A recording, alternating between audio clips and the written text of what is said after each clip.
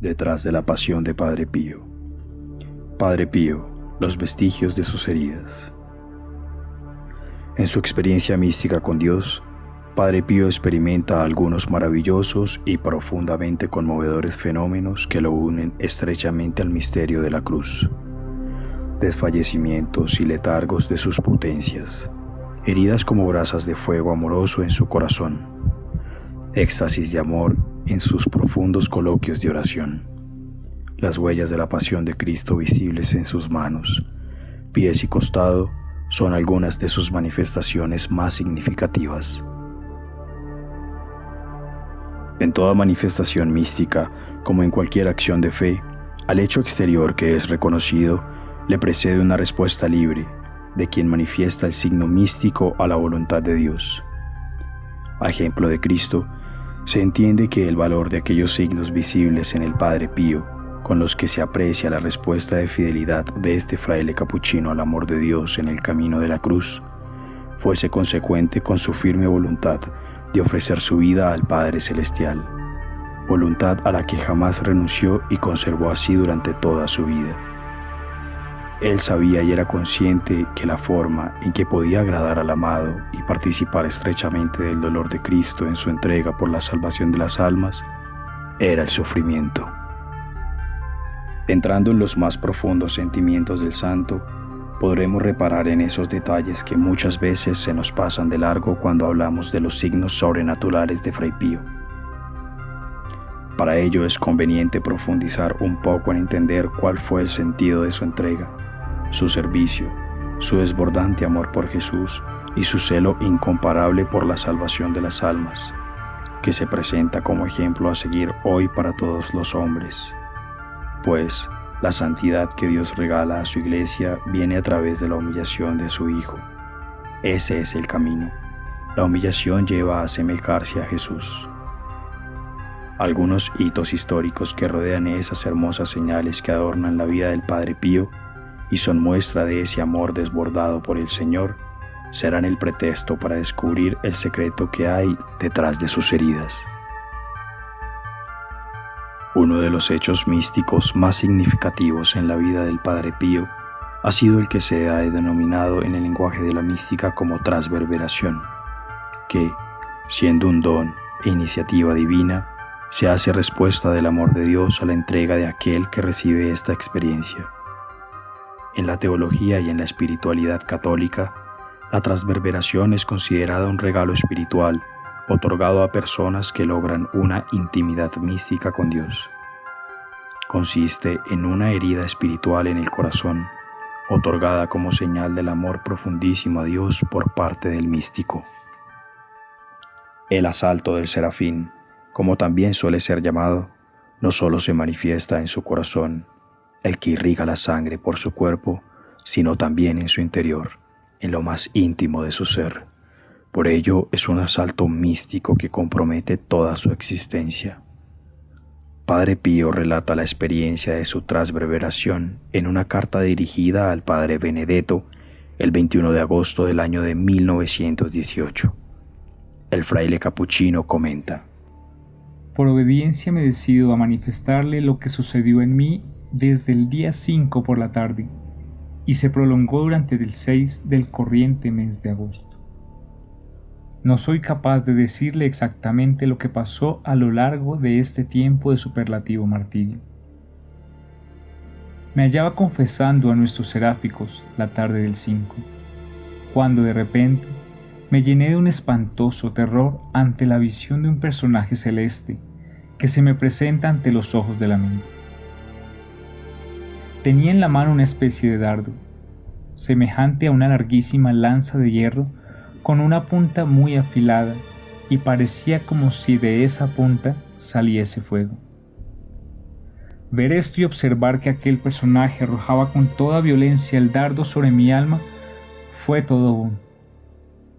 A duras penas exhalé un gemido. Me parecía morir. Le dije al seráfico que se marchase, porque me sentía mal, y no me encontraba con fuerzas para continuar. Este martirio duró sin interrupción hasta la mañana del 7.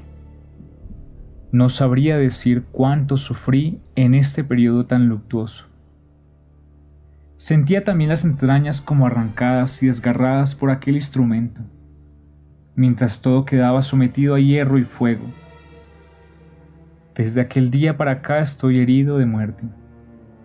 Siento en lo más íntimo del alma una herida que está siempre abierta y me causa continuamente un sufrimiento atroz. La respuesta del padre Benedetto no se hace esperar y es muy consoladora para él, proviniendo de un hombre que sabía leer en las entrañas del corazón del santo sacerdote.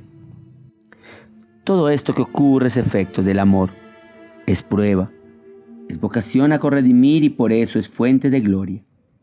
Él que es el amor paciente, penante, desorbitado, machacado, exprimido en su propio corazón, tras las sombras de la noche, allá, en la desolación del huerto de Getsemaní. Aquel está con vos, asociado a vuestro dolor, como vos estáis en el suyo. Esto es todo lo que os ocurre. Esta es la verdad y sola la verdad.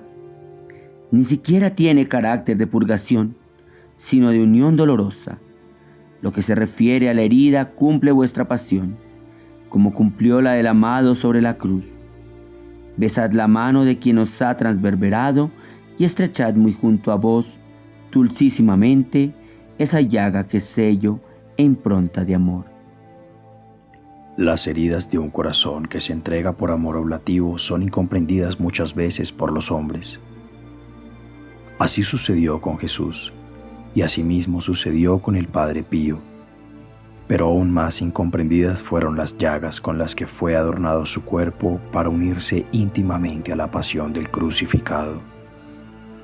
La estigmatización es un fenómeno físico tan especial que la Iglesia lo considera como una gracia, como una posibilidad de participar de un modo particular en la pasión del Señor de una manera mística, pero entendiendo siempre que, ante todo, es el testimonio de vida del santo el que respalda su amor y fidelidad a la voluntad de Dios. Estigma viene del griego stigmata, que significa marca, signo. En la Biblia este término se utiliza una sola vez en la carta de San Pablo a los Gálatas, cuando el apóstol dice: «De aquí en adelante nadie me cause molestias, porque yo llevo en mi cuerpo las marcas de Jesús». Los estigmas no son solo un fenómeno físico externo, sino también una manifestación interna y profunda de una unión con Dios, con su designio de amor, con su palabra, pero sobre todo con su acción redentora. Los estigmas no son fenómenos psicológicos o histéricos, son manifestaciones reales que no dependen de la intervención humana. Así es como se constata la autenticidad de su origen sobrenatural. Padre Pío recibió primero los estigmas invisibles, que describe como puntos rojos en las manos y los pies, que eran para él muy dolorosos. Más adelante recibe los estigmas visibles el 20 de septiembre de 1918, no mucho tiempo después de su transverberación, que lo acompañarán por los 50 años restantes de su existencia, hasta unas horas antes de su muerte. En carta que dirigiera a su entonces superior provincial, el Padre Pío relata los detalles de su estigmatización. ¿Y qué decirle con respecto a lo que me pregunta sobre cómo sucedió mi crucifixión? ¿Qué confusión y humillación experimento, Dios mío, al tener que manifestar lo que tú has obrado en esta tu mezquina criatura? Estaba la mañana del 20 del pasado mes de septiembre en el coro, después de la celebración de la Santa Misa, cuando sentí una sensación de descanso, semejante a un dulce sueño. Todos los sentidos internos y externos, incluso las facultades del alma, se encontraban en una quietud indescriptible. Entretanto, se hizo un silencio total en torno a mí y dentro de mí. Siguió luego una gran paz y abandono en la más completa privación de todo, como un descanso dentro de la propia rutina.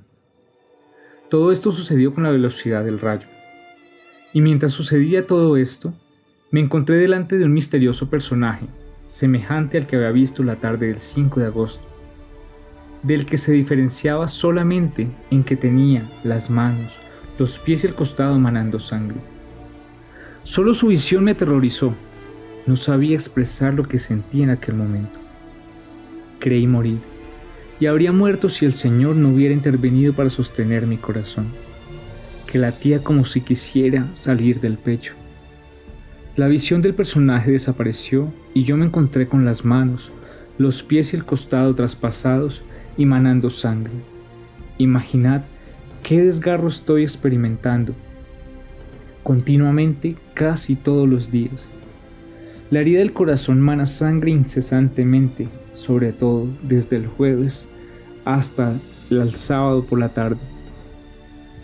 Padre mío, yo muero de dolor por el desgarro y la consiguiente confusión que sufro en lo más íntimo de mi corazón.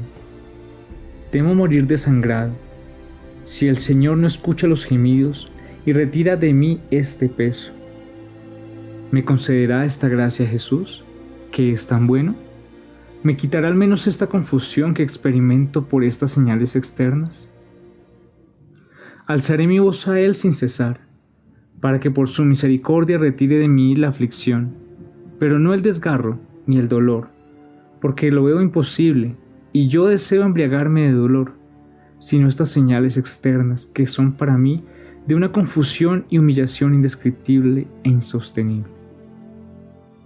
La aflicción tan profunda que sintiera en su humanidad este estigmatizado del Gárgano no hubiese sido posible afrontarla sin el sabio consejo del Padre Benedetto, quien fuera director espiritual del Padre Pío desde el mismo momento en que el joven fraile entró en el convento de San Marco la Catola a realizar sus estudios de teología en 1905 en la provincia de Foggia, hasta 1922, cuando, por prescripción del Santo Oficio del 2 de junio de ese año, se le pidió que dejara de cruzarse comunicación epistolar, hecho que ambos aceptaron cumplir en la santa obediencia, a pesar del profundo dolor que ello les infligía, pues sabían que ello podía conducir a que nunca más volvieran a encontrarse en su vida. Fray Benedetto responde a esta carta del Padre Pío: Dios llena de sabiduría a este fraile de San Marco para poder entender que las heridas no son castigo por los pecados, sino una muestra del amor de Dios para su predilecto Pío, que debe aceptar la voluntad divina y besar la mano que lo golpea. Así Dios consuela en medio de la incertidumbre y los dolores físicos que ahora lo acompañarán por 50 años continuos hasta la víspera del día de su muerte. Padre Pío continúa relatando a su entrañable Padre espiritual. Siento en mi interior como un continuo rumor, como el de una cascada que está siempre echando sangre. No puede entenderse el servicio de Padre Pío como algo aparte de esta condición, la de amar hasta el extremo de sufrir. Muchos hijos espirituales del Santo Padre Pío de Pietrelcina han descubierto en su testimonio de vida espiritual un modelo ejemplar de servicio. En la experiencia de este fraile capuchino, la sed por la salvación de las almas se constituye en motivación apremiante de su apostolado. Para él, la preocupación por la situación espiritual de los hombres urgía fuertemente en su corazón. Esta sed por llevar a las personas a la salvación se constituía en el motor que impulsaba su entrega.